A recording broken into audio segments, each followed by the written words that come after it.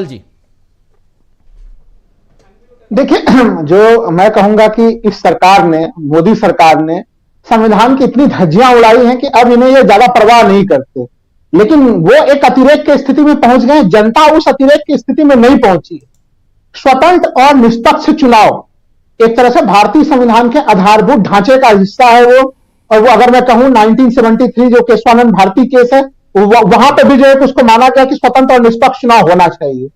लेकिन ये जो पूरा का पूरा मामला हो रहा है, कभी हेडलाइन मैनेजमेंट की कहानी, कभी कुछ। अब संक्षेप में मैं एक चीज चुनाव वक्त में आ रहा हूं, वन नेशन वन इलेक्शन।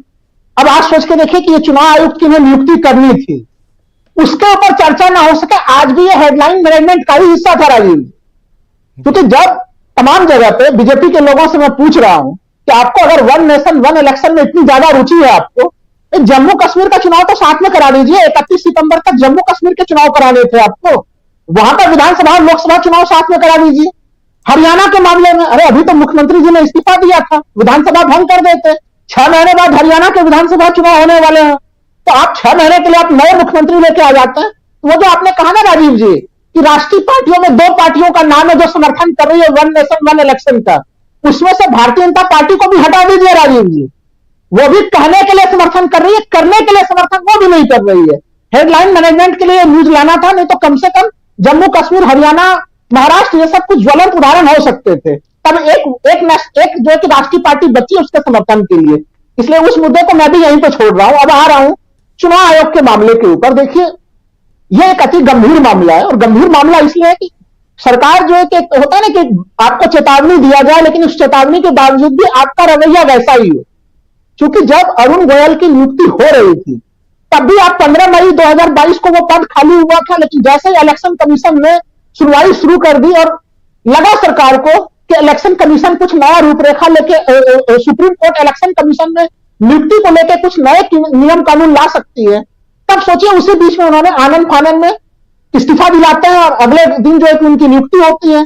तो वो स्पीड वाली नियुक्ति, वही चीजें फिर से अभी दिखाई दी जब सुप्रीम कोर्ट में 15 मार्च को यह मामला लंबित था। एक तरह से देखिए, जब पिछले दिन पिटीशन के लिए लाया गया था, तो खुद जज महोदय ने कहा था कि उनके पास मैसेज आया है चीफ जस्टिस का कि शुक्रवार को इसको लिस्टेड किया जाए, क्योंकि याचिकाकर्ता ने कहा था कि 15 तारीख को ही जो है इस बारे में बैठक होने वाली है, स्पेशल, जहां पर नियुक्ति होने वाली है 2 लोगों की।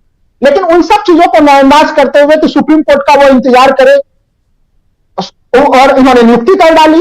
अब आप सोच के देखिए कि जो कानून बना हो, देखिए हम लोग लगातार संविधान को जब पढ़ते हैं, संविधान में जो सुप्रीम कोर्ट की जो संविधान पीठ की स्थिति होती है, वो सामान्य कानून की स्थिति नहीं होती है राजीव जी। वो एक तरह से उनकी स्थिति, आप मान लीजिए संविधान संशोधन वाले स्थिति में आ जाते हैं। आपने अचानक से उससे सीजीआई को बाहर का रास्ता निकाल दिया, और उसमें से एक सबऑर्डिनेट मंत्री को लाके आपने बहुमत सीधे सीधे केंद्र सरकार के पक्ष में कर दिया। तो ये तो फिर कोई इसमें निष्पक्षता की बात उसी पॉइंट पर खत्म हो गई। वो हम लोगों ने देखा कि आखिर कैसे इतने सारे नाम आप देर रात में आप दे रहे हैं किसी को, कि आप सैकड़ों की संख्या में नाम दे रहे हैं, और वो नाम कैसे कोई व्यक्ति पढ़ेगा। आप या तो चाहते तो आप 6 लोगों का जो सर्च कमेटी में जिसके नाम आए थे, उन्हीं 6 लोगों को जो है कि बीजेपी जो है कि सीधे सीधे उनके नाम भेजती चौधरी जी के पास, जो है अधीर रंजन जी के पास। लेकिन अधीर रंजन जी ने को वो मौका नहीं मिला। तो 10 मिनट पहले आप उन्हें नाम दे रहे हैं, उसके ऊपर कोई रिसर्च कैसे कर सकता है। तो मुझे लग रहा है कि भारतीय जनता पार्टी ने, उनको लगा कि अरुण गोयल जो है वो तो उनके काम के नहीं रहे, वैसे स्थिति में उन्होंने जो है कि फिर से अपने 2 महत्वपूर्ण लोग ढूंढे।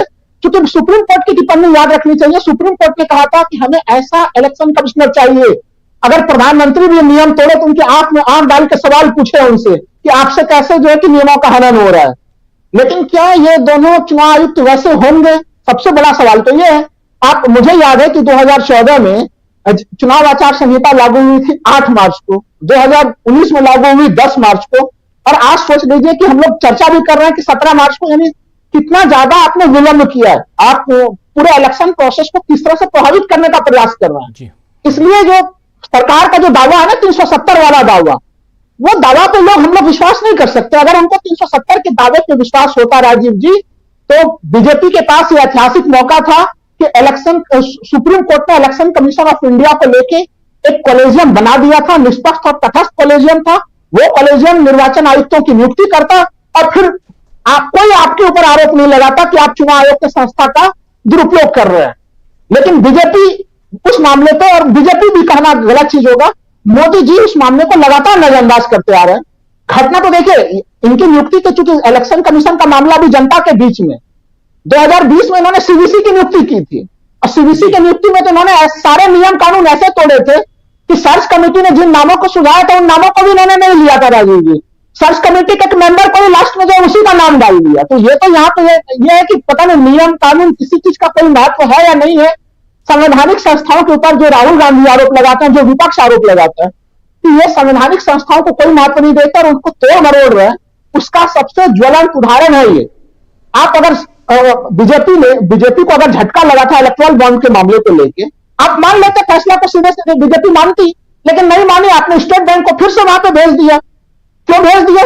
तो वो सब सवालों के दायरे में हमें लग रहा है कि जितना ही ज्यादा ये संवैधानिक संस्थाओं के साथ छेड़छाड़ कर रहे हैं, जनता के सामने में परसेप्शन खराब हो रहा है। इलेक्टोरल बॉन्ड का मामला इतना नहीं बिगड़ा था राजीव जी, सुप्रीम कोर्ट आदेश देती और सीधे मान लेते। सूचनाएं तो आएंगे ही आएंगी, वो छुपेंगे नहीं। लेकिन उसमें सरकार का रवैया दिख गया जनता के सामने में कि सरकार किस तरह से उस मामले में जो है कि छुपाने का प्रयास कर रही थी। इलेक्शन कमीशन ऑफ इंडिया के मामले में भी यही हुआ। मैं तो कह रहा हूं कि सुप्रीम कोर्ट कम से कम केवल ये चीज कर दे कि वीवीपैट के जो 5% है उसको 50, 60, 70% कम से कम पर्चियों की गिनती को अनिवार्य बना दे, तो भी यह इलेक्शन काफी ज्यादा जो है फ्री एंड फेयर हो जाएगा।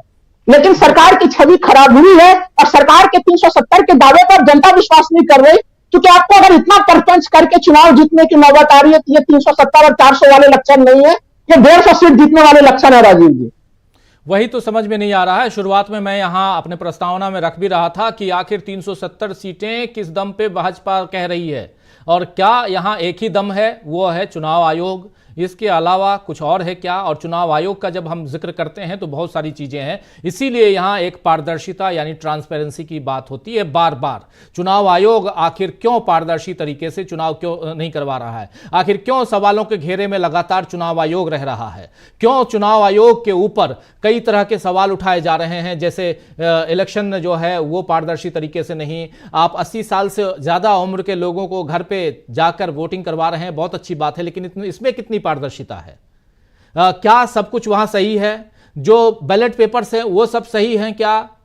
या इलेक्ट्रॉनिक वोटिंग मशीन से जो चुनाव हो रहे हैं वो सब कुछ सही है क्या? वहां हेरफेर नहीं है? ये सारे सवालों का जवाब आखिर कौन देगा? ऐसे सवाल हैं, इन सवालों का जवाब चुनाव आयोग को देना चाहिए। उम्मीद यही है कि ये जो 2 नए आए हैं ये ईमानदार निकलें और ईमानदारी से चुनाव करवाएं। इस देश के लोकतंत्र की डिमांड भी यही है कि ईमानदारी से चुनाव हो, तभी लोकतंत्र बचेगा, तभी मजबूत भी रहेगा।